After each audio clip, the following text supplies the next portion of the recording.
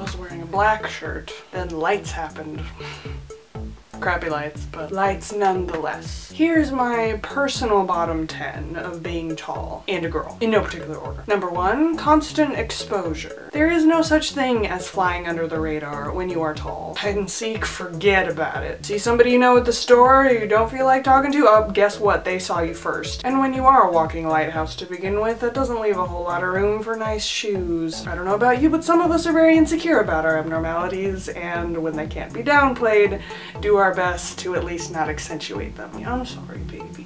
And while we're on the subject of shoes, let's move on to number 3, naturally big feet. For some weird reason, nature decided to make it a rule that the size of a person's feet needs to be directly proportional to the length of the rest of that person's body. Have you any idea how many places cater to the size 11 foot with anything worth wearing? None!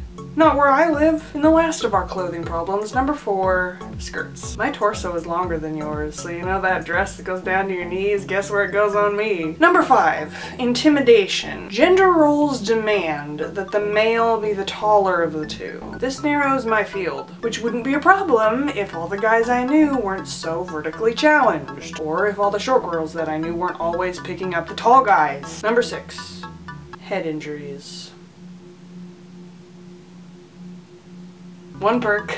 My scalp has a layer of scar tissue that yours will never have. Number 7, incessant acknowledgement of your tallness. Whoa, you are so tall! Do you play basketball? You should be a model. Why yes, little insignificant ant. I am tall. Stop moving so I can step on you. Number 8, plane rides. Yep. Did someone say Ambien time? Number 9, the top shelf.